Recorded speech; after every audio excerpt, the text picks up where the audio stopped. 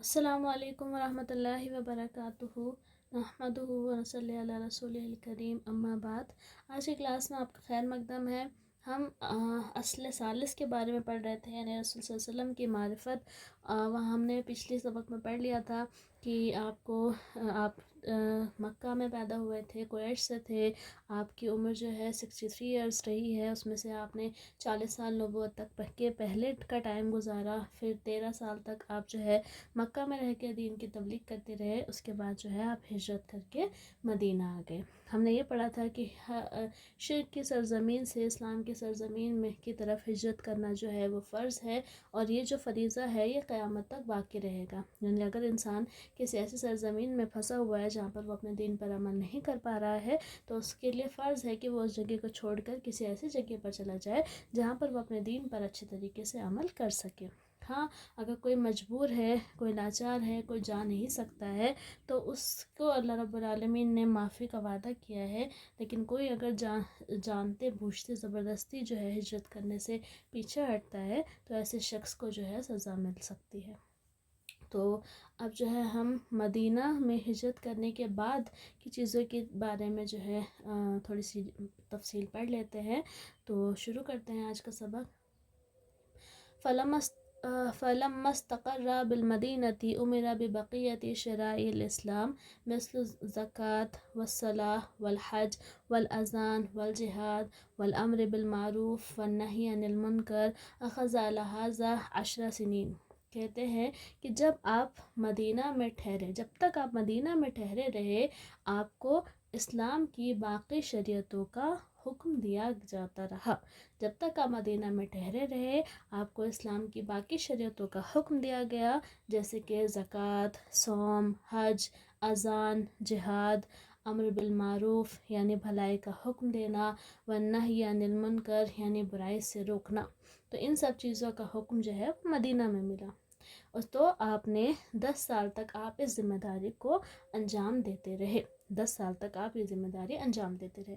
دیکھیں، مکہ میں جب آپ صلی اللہ علیہ وسلم تھے تو اس ٹائم پر فوکس جو تھا اس بات پر تھا کہ لوگ شرک کو چھوڑ دیں اور ایمان لے آئیں۔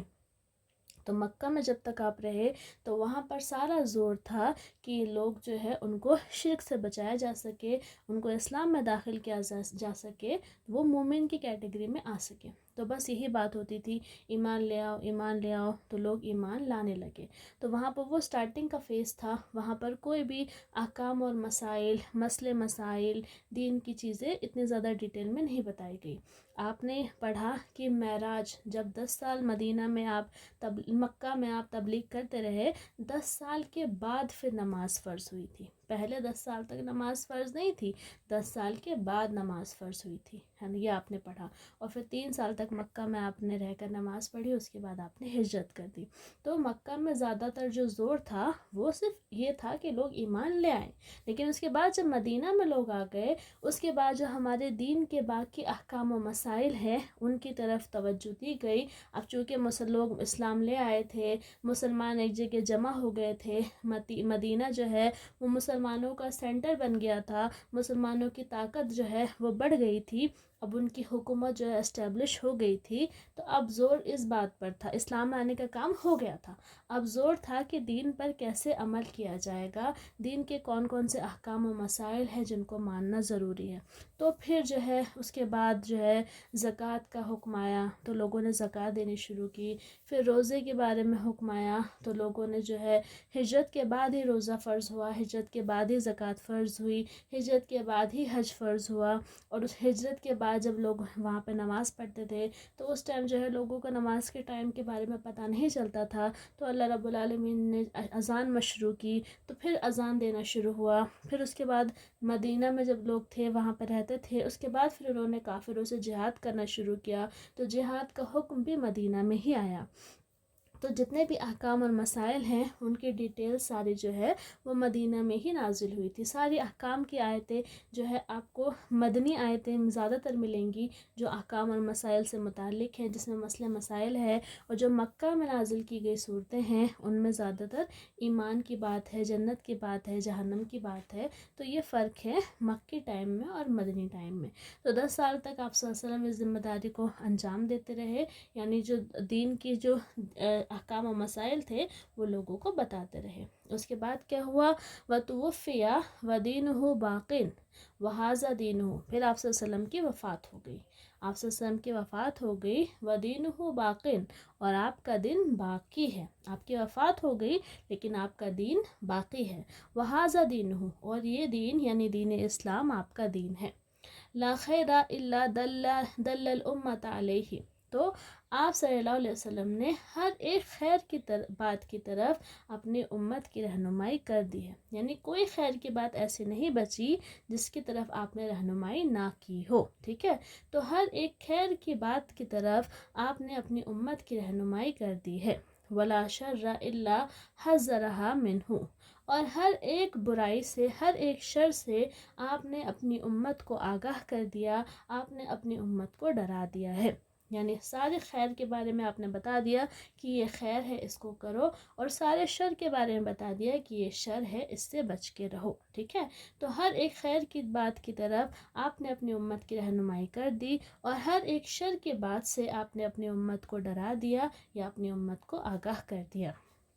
اب یہاں پر خیر اور شر میں سے کچھ چیزوں کے بارے میں بتایا جا رہا ہے.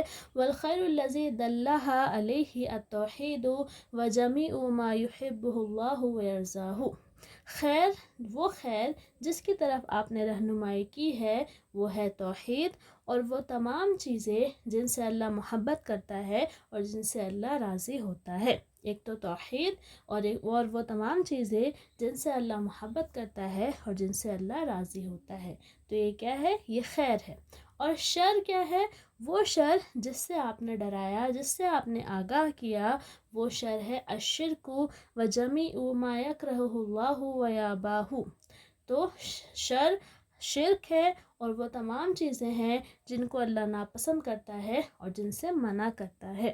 وہ تمام چیزیں جن اللہ ناپسند کرتا ہے اور جن سے منع کرتا ہے، تو یہ سب شر ہے. تو آپ صلی اللہ علیہ وسلم نے بتا دیا کہ خیر کیا ہے.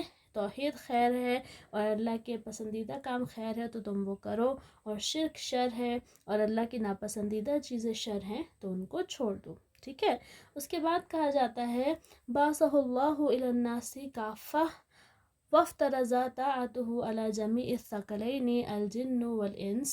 والدلیل قوله تعالی قل یا ایہا الناس انی رسول اللہ الیکم جمیعا.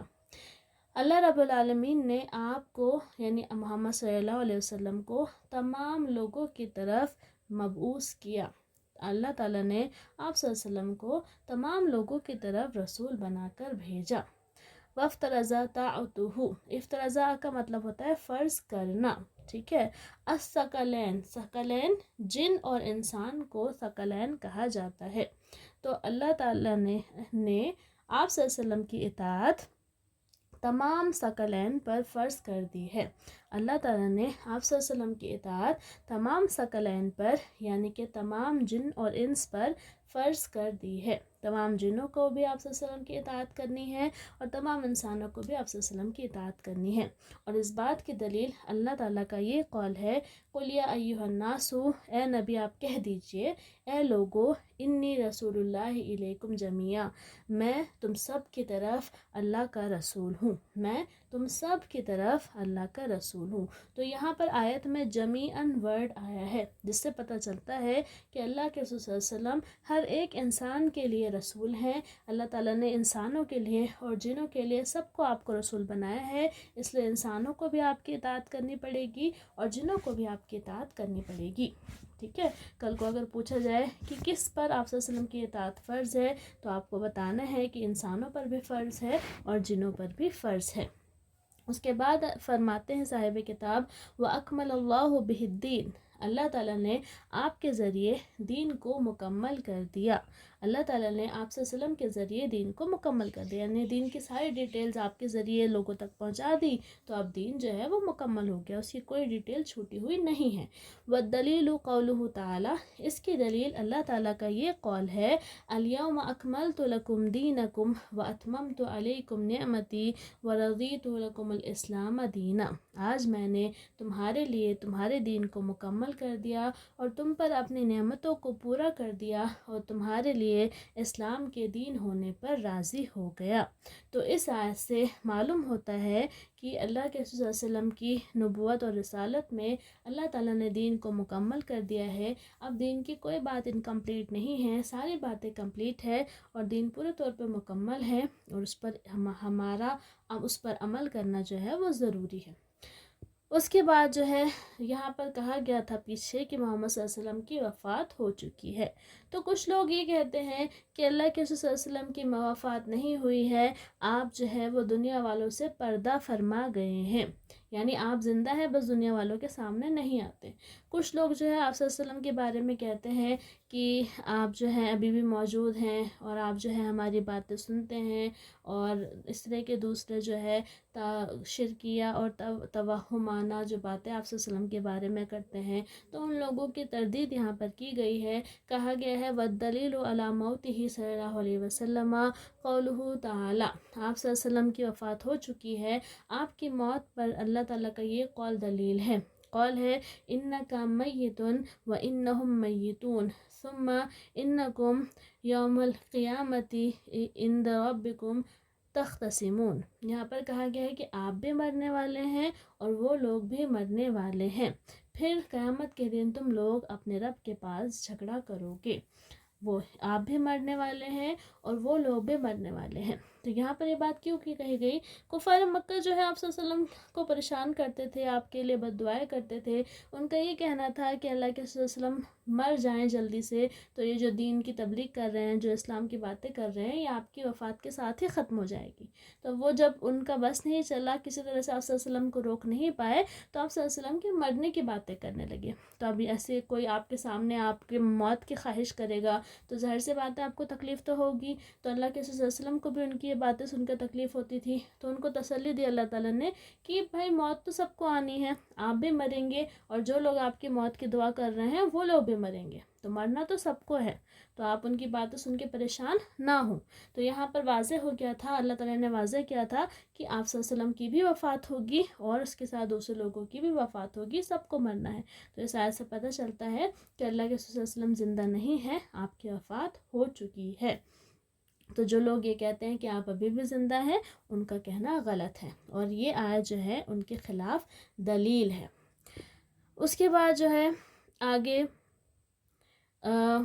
تمام لوگوں کی اب موت کے بعد کیا ہوگا؟ آپ کی وفات تو ہو چکی، آپ نے جو تبلیغ کی وہ بھی مکمل ہو گئی، دین بھی ہو گیا مکمل، اب جو ہے جب سب لوگ مر جائیں گے تو اس کے بعد کیا ہوگا؟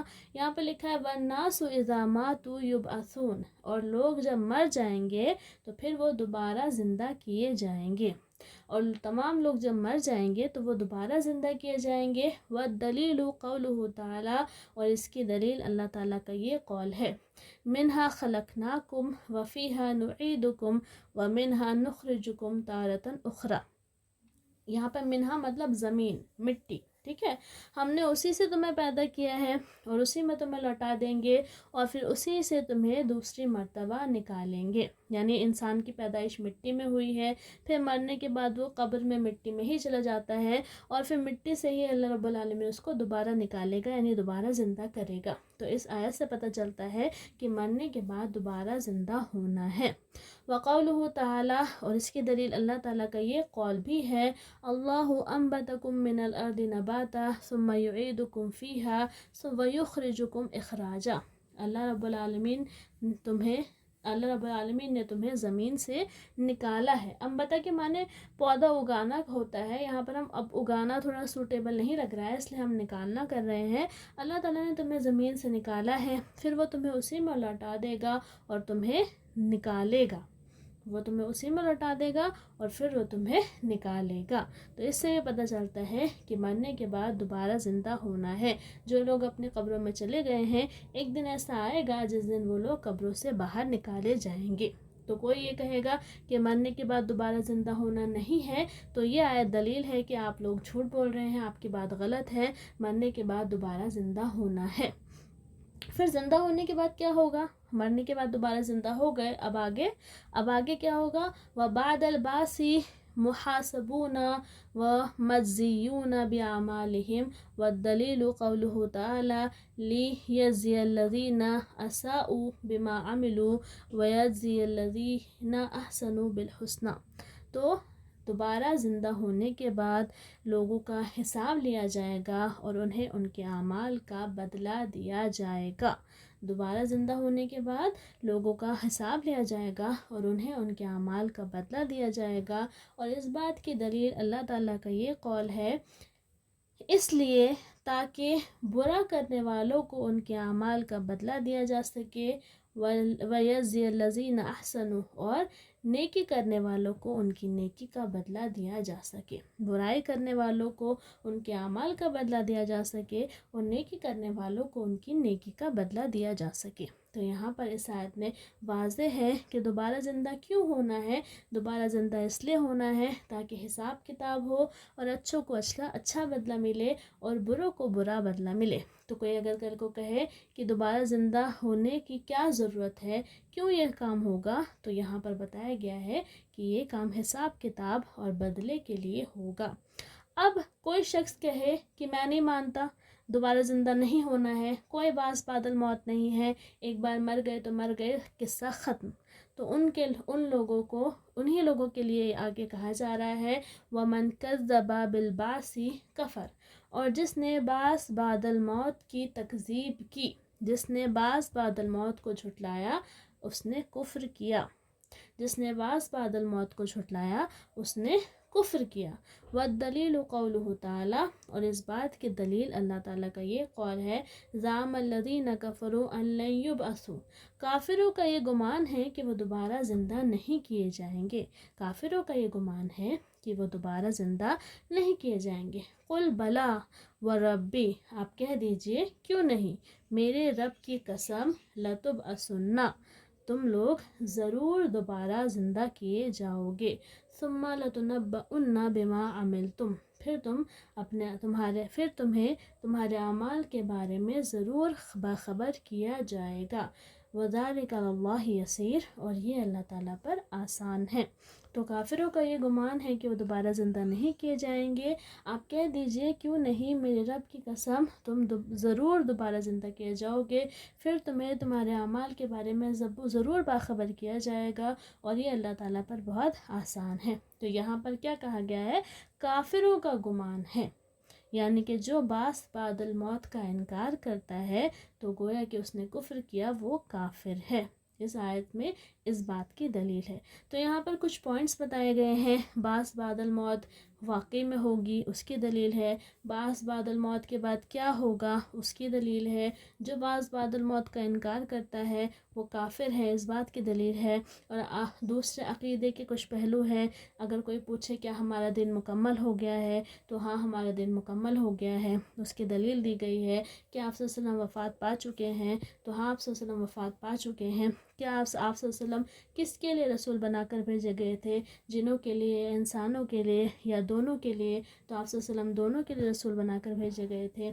اسی طرح سے جو ہے آپ صلی اللہ علیہ وسلم نے کن خیر کی باتوں کے بارے میں بتایا، کن شر کی باتوں کے بارے میں بتایا، مکہ مدینہ میں کون کون سی چیزیں، کون سے احکامات نازل ہوئے، ان سب کے بارے میں یہاں پر ڈیٹیل سے آج بات ہوئی ہے۔ اب جو ہے تھوڑا سا سبق آپ کا باقی ہے جو انشاءاللہ کل کی کلاس میں پورا ہو جائے گا۔ آج کی کلاس کو ہم یہیں پر روک دیتے ہیں، آج کی کلاس اتنی ہی